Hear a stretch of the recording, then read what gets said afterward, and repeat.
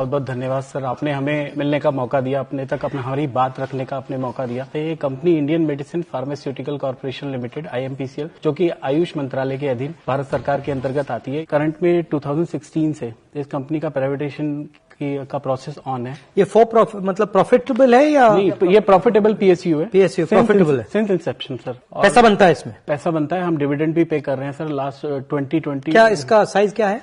ये अभी सर जो हमारा टर्नओवर है अराउंड 250 हमारा टर्नओवर है 250 CR का, और कंपनी लगातार प्रॉफिट में है सर।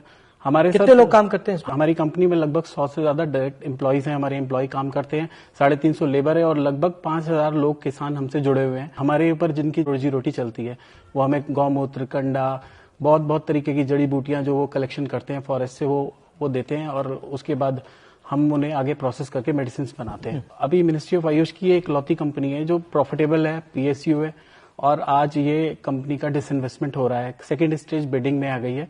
सर हमारे पास क्या है, हमारे पास एक 1 पीस ऑफ लैंड है, प्लेन लैंड है 50 एकर्स अराउंड, वो गवर्नमेंट का लैंड है, अभी वहाँ इंडस्ट्रियल एरिया के अंतर्गत आता है। उसको ऐसी पॉलिसीज बना दी गई हैं कि वो अभी तो फार्मा कंपनी के चल रही है वहाँ पे, और ये फार्मा कंपनी को वो डाइवर्ट करके किसी को भी लीज कर सकते हैं, वहाँ कोई रिजॉर्ट चला या कुछ चला है सर।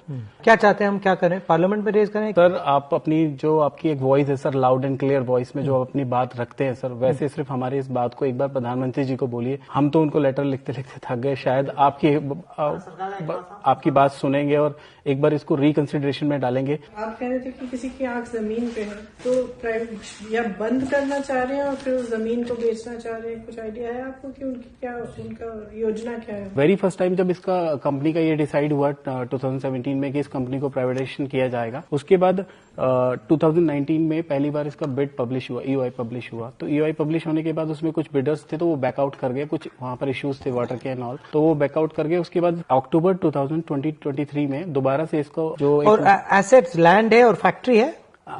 लैंड है पर वो लीज पे है सर, लैंड इंडस्ट्रियल एरिया का लैंड है, वो हमारे पास लीज पर है। बाकी ऐसे 100 ईयर लीज।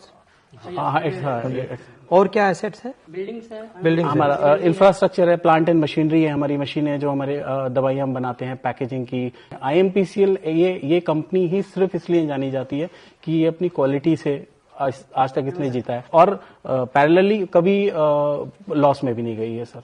प्रॉफिट मेकिंग है, सारे एम्प्लॉयज की सैलरी कंपनी खुद अर्न करती है और खुद अपनी सैलरी हम डिस्ट्रीब्यूट करते हैं। हम कभी गवर्नमेंट से कोई फंड नहीं लेते, जो गवर्नमेंट ने देना वो उनकी मर्जी है, वो कुछ इन्वेस्ट करना चाहे करें। बेसिकली पब्लिक सेक्टर को दे रहे हैं, मतलब बांट रहे हैं। हिंदुस्तान के जो एसेट्स हैं उनको बांटा जा रहा है। आप अगर एक बार गो थ्रू, ठीक है, will look into it. Thank you very much.